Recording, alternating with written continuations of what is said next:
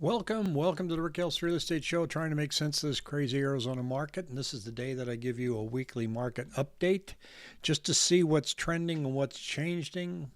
We had the election, and that kind of made the results look similar to a Labor Day weekend or 4th of July or Christmas. So everything went down, and now it's going back to where it was. So we see this every year, every election. This year it did not change.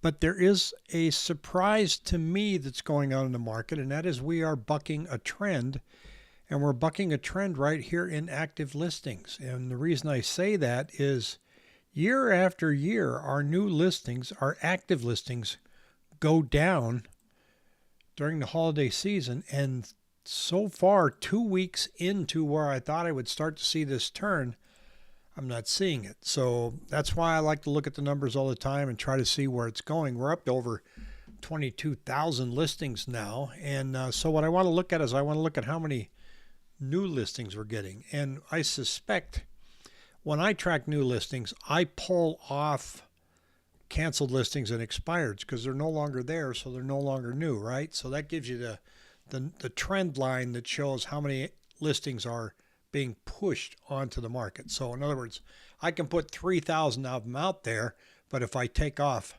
500 for canceled, then I'm only really supplying the market with 2,500. I don't know if Cromford does that or not, but it really doesn't matter. The trend is still the trend. My number's a little more dramatic than theirs is, but I just go on the MLS and tool it up myself. They have greater minds than me. This is new listings by transaction type month to date. And you can see here, this compares every year for the month of November, month to date. So we're sitting here at 8,600. Last year we were at 7,600. I think I even misspoke the video I did the other day, and I said that our listings were like 86,000, but that was a year-to-date number. So I'm looking at a different chart right now. So this is 8621. Now, if I look at new listings by day, it shows the same thing, same number. New listings by transaction type, you can see that overall we've got 8,621 new listings coming on. Let's see if condos are coming on at a faster pace than the rest of the market, and it really isn't. It was 1138, now it's 1272. So we are getting more new listings coming on, but the real gap is simply because we don't have a whole lot going on out there right now. We dipped down to 2,200 contracts during the election week, which, you know, when you sit out a day, that's going to happen.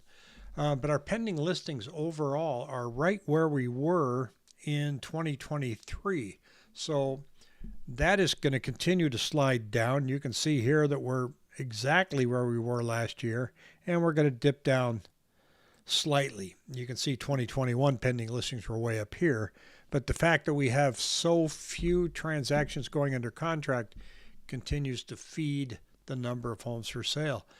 So my point is, we're not really seeing a lot of people just jumping to sell their homes. We're just seeing this gradual addition of homes because there are not enough contracts to keep that number lower. Now, 22,000 is not an alarming number.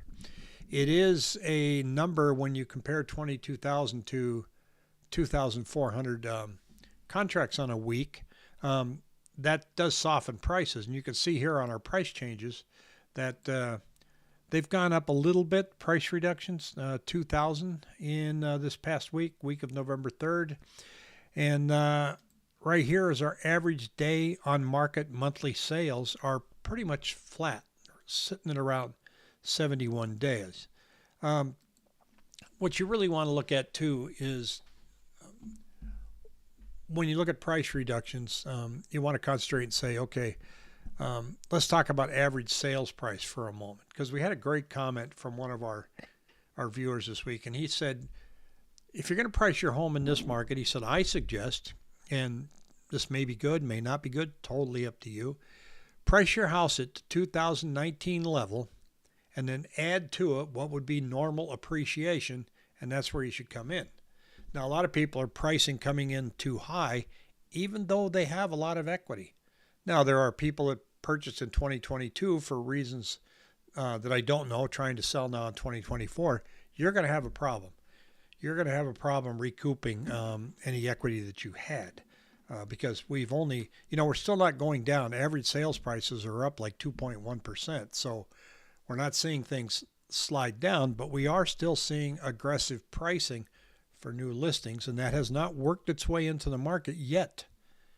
Now, if we look what one of our listeners, one of our viewers shared here, he said take the 2019 prices and just go ahead and trend it up to normal appreciation. So 2019 is here, right here. So let's just take what has been normal appreciation, which is about 3.5 to 4% per year. Now, this is just a general, real simple, draw a red line, keep it at that general appreciation line, and you end up right here. So he's saying if you really want to get a sale, you should close this gap. Now, that's a pretty hefty dip there. That's taken what was $291 a square foot, putting it down below $250 a square foot. You'll sell your house, depending on your area, but that's if you wanted to price aggressively, that makes sense. If you bought here, you definitely have equity because you gained it all here, so that probably a safe play for you. If you bought anywhere up in this area right here, then no, that's not going to work for you. And that's the market that we're in right now in its simplest of terms. One of the reasons that that's happening is simply because of mortgage rates. And mortgage rates are kind of bucking what people thought would happen as well. Remember all the talk? We were going to have a rate cut in September. We're going to have another rate cut in November. Both of those has happened. We went down 0.50, 0.25. Mortgage rates didn't go down. Why not? I thought that's the way it worked. Well, mortgage rates, as you know, are tied to 10-year treasuries, and 10-year treasuries are going the other way. And they're going up. Some people call it a not a revolt, but a treasury bond trader. There's a word for it. It's just not coming to my mind right now. Here's what's happening. We have so much debt, folks, $35 trillion. The interest on our debt right now is $1 trillion. The treasury has to sell treasury bonds to finance the debt. Well, they have to sell a lot more than they normally did, and traders are saying, I'm a little worried about this debt being out of control. I'm worried about inflation. I'm demanding a higher yield. So they want a higher yield in order to purchase those bonds. So it's like if they're going to purchase them and the bidding price is only 3%, the traders are going to bid it up to 4.5%. Now be careful, because when you hear things like the overnight rate's only 4.5 and T-bills are 4.5, people think, oh, mortgages are 4.5. No, they're not. They add to that. So that's why our mortgage rates now are sitting at a little over 7%. So the bottom line is that line is going up, not down. Bond traders are waiting to see some reasonable progress on our debt. Now we have a new administration coming in. Are they going to show signs that says that they can get the debt lowered? Their plan is to get the debt lowered through growth, through brisk economic activity. You're not going to see that in Q1. So one of the Chicago board members on the Fed this week, if you watch Dan Frio at all, he had pointed out that, yeah, rates will go down in the next 12 to 18 months. Well, that's a year and a half. So those of you waiting for rates to come down in the first quarter, it's not a very optimistic sign if that's what you're anticipating. Now, that's going to put continued pricing pressure on the downside, not aggressively. What's going to be interesting for us in this market now as we get through the holidays, we're going to see more homes on the market. Maybe, not very many, but there are going to be a lot more homes on the market in January than there are in December. Well, if we have an influx of homes on the market in January and our sales stay flat, then you can forget about seeing home prices going up and you're going to start seeing them coming down. Take a look at new builds. Right now we're seeing a lot of reductions in new build pricing and deals that they're offering, and a lot of that is just their year-end closeout, trying to clean out their books for the year-end, get rid of any spec homes that they've got. They're not pricing down aggressively because they don't want to ruin their base price, but they are offering more incentives. So I think you'll continue to see that until the end of the year, although most of their books end at the end of October. So we may see a little bit of that back off, just a hair. But January is the big unknown, and I don't see interest rates coming down in January. I just don't. It's just me. I look at the debt. I see the fear of inflation. I don't really see the inflation numbers improving right now that people think they are. Consumer sentiment is actually higher than what people have been anticipating. The job market, even though we're starting to see some layoffs, we're not seeing it here in Arizona. We're seeing some in the tech sector, but we're not seeing anything massive that's going to affect a big rundown in home prices. This will take a long time to shake out, perhaps.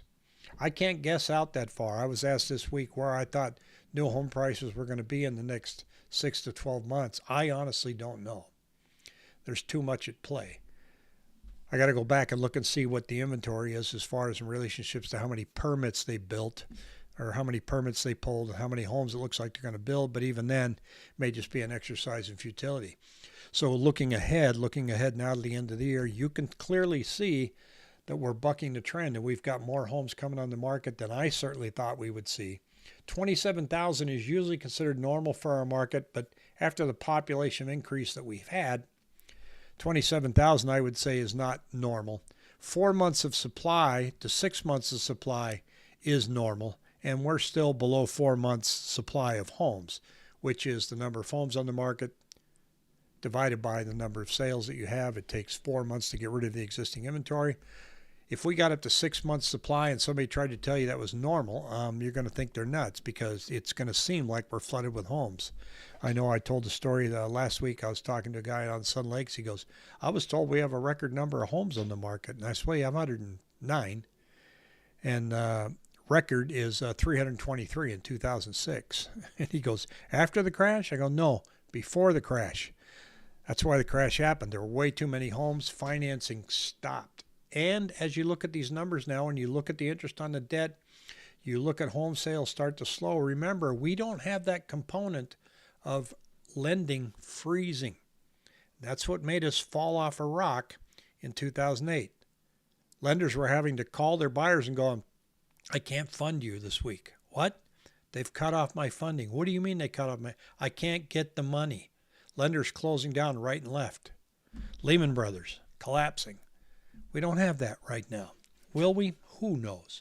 I don't see any indication of it so far. Remember the great big commercial real estate crash that we were going to have? That was supposed to have already happened.